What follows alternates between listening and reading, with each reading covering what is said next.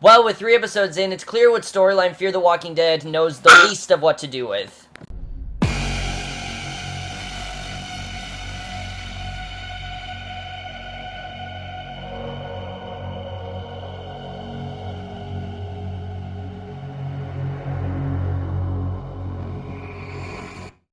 Hey guys, it's Kevin for Fear the Walking Dead, Season 2, Episode 10, Do Not Disturb, and I was definitely looking forward to this episode. I know, like I said, I wasn't the hugest fan of last week's episode. I really liked the Nick stuff. I wasn't a huge fan of what was going on in that hotel. I just found it very meandering and very boring. But this episode, I was hoping would get things a little more intense, and once again, this is another one of those cases where I really liked one storyline and I really did not like the other. In fact, the storyline we had in this episode, I honestly felt this was kind of unnecessary. I don't really know why we've gone the direction we have with the main storyline in this episode, and I feel like the writers in general don't really know what to do with this story, and I'm going to get into this, and I've talked about this before. The writers don't fully understand the characters they're writing for, but let's just get into this episode because I really do want to talk about it, because there was some really great stuff here, and what's ironic is that the stuff I said was boring last week was actually really interesting this week. And let me just say, one of the best parts of the episode by far was that first scene, which focuses on characters that we've never met before, but it was so interesting. We see this family, they're celebrating this wedding reception, and one man calls his brother Oscar and his bride to the stage. They have their first dance. He jokes about the dance being embarrassing, and the family watches as he dips her down before the father of the bride joins her, and it seems there's something wrong with the parents. We don't really know what it is. Now, you can tell that obviously something's going to go down. I mean, it's Fear the Walking Dead. Definitely something's going to happen. A hotel employee then asks if everything's okay. The woman tells her that the virus is spreading and she wants her family north of the border before it spreads, and the hotel employee basically instructs the employee to go get the cars, and the father collapses on the dance floor right then there. Crazy scene, and he has a heart attack, and his daughter and her husband perform CPR.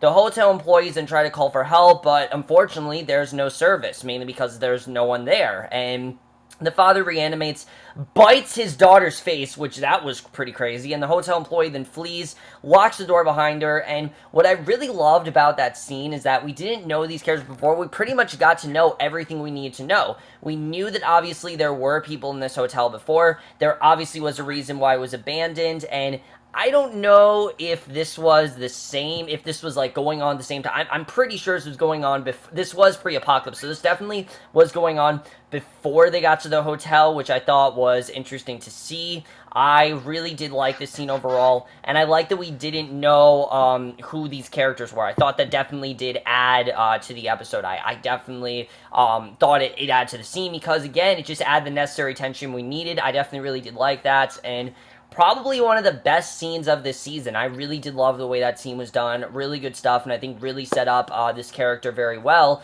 We didn't know who they were, but that in general just made me really interested. I didn't really know what was going on in that scene, and that in general just made me very interested. So I definitely really did like that. The stuff I didn't like in this episode is whatever the hell is going on with Travis and Chris. Now, I don't dislike the character of Travis. I've always kind of liked him. I know a lot of people think that he's kind of a pussy for what he did. I've liked his character. I don't think he's a bad character. Chris, on the other hand, I really feel they have at this point no idea really what they're exactly doing with him. And I thought the way with Nick, but definitely seems like they know what they're doing with Nick. Now that we have Chris, it seems like Chris is a character that I feel shouldn't be here. I honestly feel that they probably should have killed him off by now. He doesn't really need to be here, and what they do with them in this episode just isn't really that interesting. Travis is living down a path with Chris. The two find a car, they search it for supplies, and Chris wants to just go out on his own, but Travis insists that they stay together, because Travis feels that he is the one that can redeem Chris. He feels that he's the one who can get him on the right path, and Chris insists that he can protect himself. Travis allows him to head off by himself, and he tosses a tool to defend himself with, and I thought that definitely was very interesting when we saw that, and he finds some water and some canned food in a nearby store, but he also hears voice in the back. He steals their supplies before some walkers walk in. One man emerges, Chris saves him, and other men come from out the back, this time with guns. Chris then runs back to the car, quickly fleeing the area with Travis. An armed stranger then watches them off, and we don't know who they are, and later in the night, they're driving through Mexico. They search the car for supplies and a radio signal, and all they find is this bracelet, and we don't know what it is, but Travis says that they're just going to drive far away from what's behind them as long as they can, and Travis stops the car, tells Chris that it's his turn to drive, and you can tell that Travis is clearly trying to bond with Chris. Obviously, ever since the whole Liza incident and what's happened there, Chris and Travis have not been on the best of terms. You can tell that Travis really is trying to help Chris. That's something I definitely did get.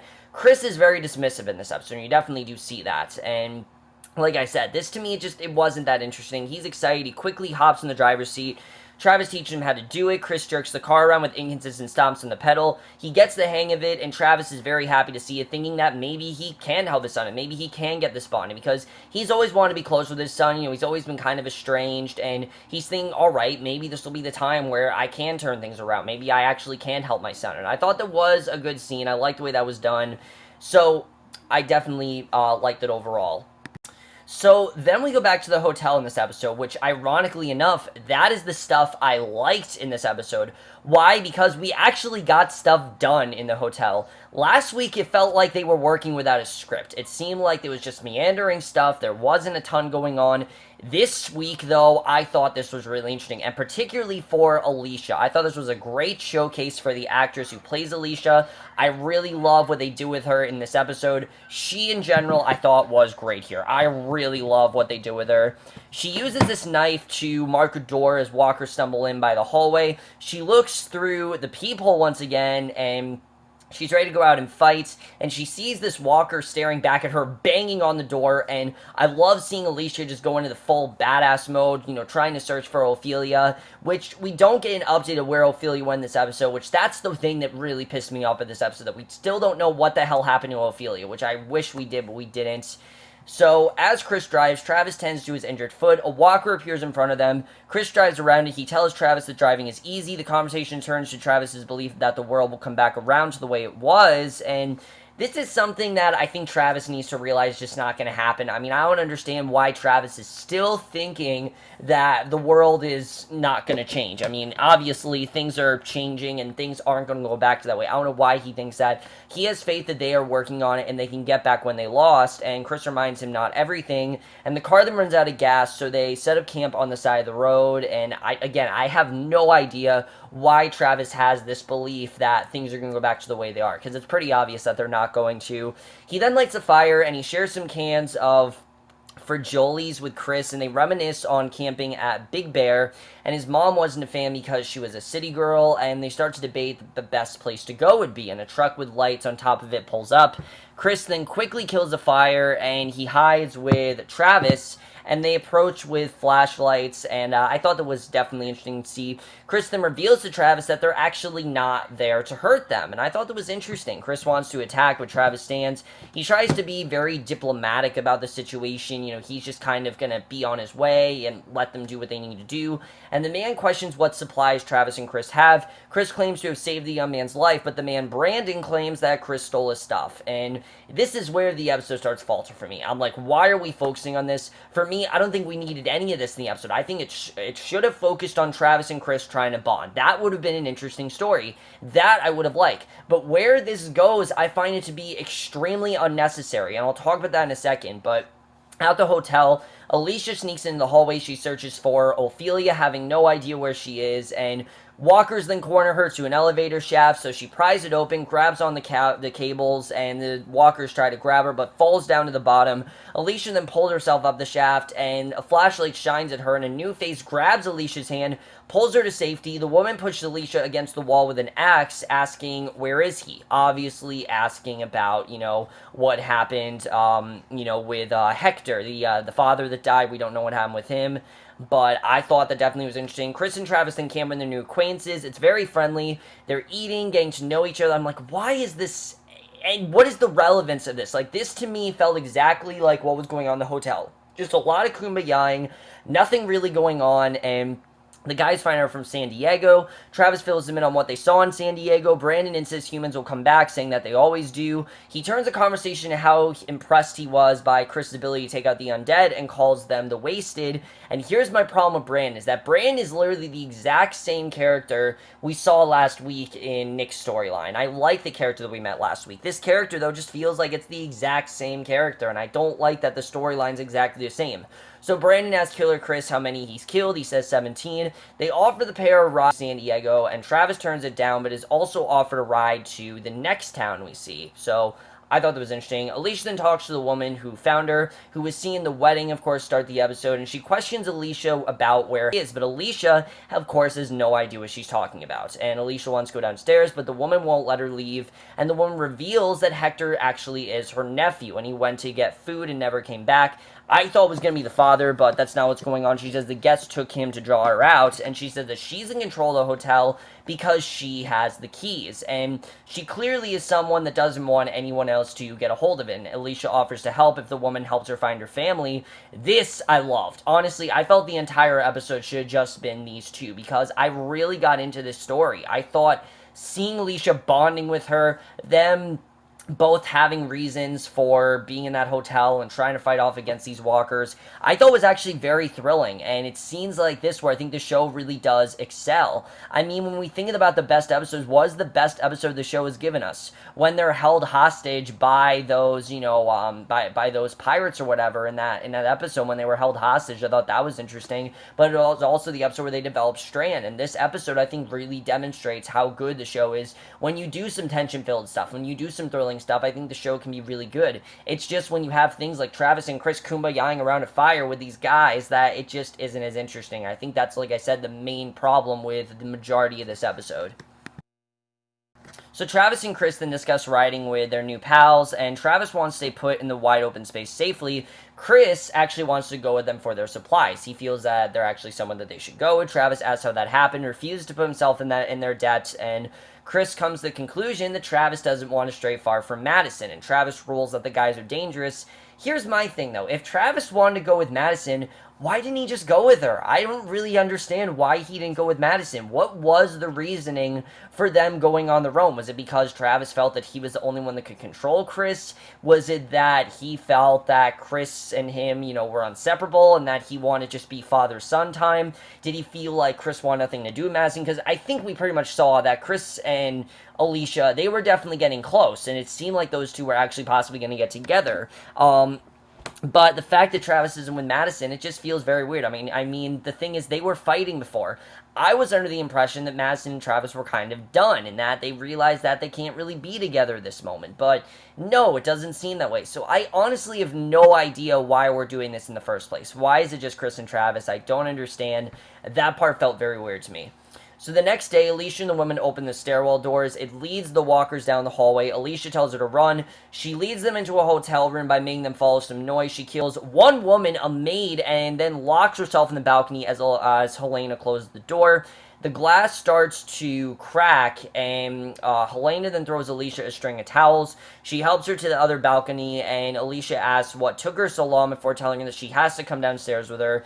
Very well done scene. Again, I like those two helping each other out. Thought that was some really good stuff. And downstairs, Helena and Alycia find the room to where the wedding reception was held, and Helena talks about the father of the bride having a heart attack and attacking his own daughter in front of her mother, and she reveals that she contained the situation by locking them inside, we find out, and she ran with Hector. They waited for help, but unfortunately no one came. So Alycia promises that she's going to protect her, that she's going to help her find her son, and in turn, Helena's going to help her find her family. And honestly, I think in this sense, Alycia was right to trust Helena, because they're in very similar situations. They're both in circumstances that they can't really control. Alycia and Ophelia, they were kind of just going around to see who was there or what was going on exactly. And Helena was there because she was working at the wedding and everything. She was one of the receptionists, and again, they're both trapped here. They can't really get out, and I like seeing those two bond together. I thought that stuff was definitely well done, and like I said, it's moments in this that I think the show really does shine. So Chris rides in the front of the pickup truck. The boy jokes about girls in the bed. Travis and Brandon talk. Brandon claims this is living, and the end times have made him and his friends gods despite being nobody before the world fell apart. And Kristen spots a farm, the group searches it, and I'm like, no, please don't go to the farm, because we know how boring that was in The Walking Dead. And the guys walk away. Travis tells Chris he wants to stay on the farm. Chris tells Travis that they need people. He doesn't want to stay here. He catches up to the guys, and at this point, I have no idea what he's thinking. I don't know why Chris decided to do this. I thought this was time for Chris to bond with Travis. I don't know why he's going with them. But whatever, the guys find a barn full of chickens. They run around trying to catch them. Very weird scene, may I add, just them running around. I have no idea what they were trying to do here, but Travis then discovers some graves marked 2010, and he suspects that there may actually be people around, and obviously there could be walkers there, so he's obviously freaking out about that. So I was thinking that maybe he'd try to fight them off or something, but Alycia and Helena cautiously maneuver the hotel lobby. They come to the bar, and Alycia starts to try and open the door. A group comes up behind them with Hector as a hostage. Alycia insists that they hand over the keys. The man demands them. It's the wedding party, and the groom, the bride's mother. Alycia insists that Helena hand over the keys, and as she does, Alycia opens the door, and the infected start towards their enemies, and this scene was just crazy. Travis urges Chris to leave just as a man bursts in with a shotgun. We don't know who this man is, but obviously he's not there for good reason. Alycia then finds a woman who looks like her mother that's actually a walker, and it's not her, and I was actually going to freak out. I actually thought that, holy shit, they might have killed Madison, but they didn't. Alycia then puts her down. Travis reasons with the man, tries to get his group to leave. Alycia and Helena make an escape to the hotel, with walkers following them down hallways. One of Brandon's pals then kills a chicken. The landowner shoots them in the leg. Obviously, they don't have a good reputation. Obviously, this landowner is the person's chickens, and Alycia and Helena are then trapped at a locked door. Chris shoots the man for some reason. Alycia tries to get out. Madison pulls it open. Inside, Strand blocks the door, and at this point, I was very confused because they said there was going to be a major death, and you can tell by the end of this episode that no one died except the homeowner, but no one really cares about him. Travis then watches the homeowner die, looks at his son with disappointment, realizing what his son has done. Chris offers his hand to Travis, who doesn't accept it, I think just kind of coming to the realization that he can't help his son, and that is the way the episode ends. But let's get in this episode overall, because I really do have a lot to say here. Here's the problem with this whole Chris and Travis stuff, is that it seemed like it was starting out with Travis trying to get Chris to bond with him, and them trying to survive on their own, them trying to just get over what was going on. If that was the episode, if it was just them trying to bond over what they were doing and figure out what was going on, and, you know, try to just bond again and be father and son and pretend like, you know, there is another family, that would have been really good. That I would have really enjoyed. I would have preferred, actually, if it was that. This whole thing with Brandon and the landowner, we didn't need any of this, because Brandon's just someone that's obviously going to hurt Chris, and unfortunately, because of that, it's really made me feel like this arc is completely unnecessary. I don't really think we needed to do it. I don't really know why they went in this direction. It feels strange that they went here. I don't know why they did this. I mean, Chris and Travis, why didn't Travis just go with Madison? I mean, he needs to realize that his son's a lost cause, and I like that Travis realized it here, but why didn't he just realize it before? I mean, it doesn't really make sense to me why we went through this whole thing with Travis and Chris going on their own, and now Travis realizing that he might not be able to save Chris. And honestly, if Travis leaves, I think they should just write Chris off the show, because I don't really think they know what to do with this character. I don't really like this character. I used to like this character, but they've really been, I think, you know, changing his character in the past couple episodes. In 1 second he's helping people, and the next second he's killing people. And that didn't make any sense to me whatsoever. Why in the first scene is he helping these people, and the next scene he's killing them? I don't understand why he gave in to Brandon so quickly, why he bonded with him so quickly. It just felt so weird to me. It felt so out of character, and again, it's not really out of character, though, because I don't really know these characters. Again, the show doesn't have the firmest grasp on these characters. And Chris, by far, is the one that I feel they're the most confused about. They don't really know how to write this character, and I think we definitely do see that. So Chris is someone I feel they should just abandon. He's not really working for me. As far as this whole Alycia stuff, I do like Alycia and Helena. I thought their bonding was very good.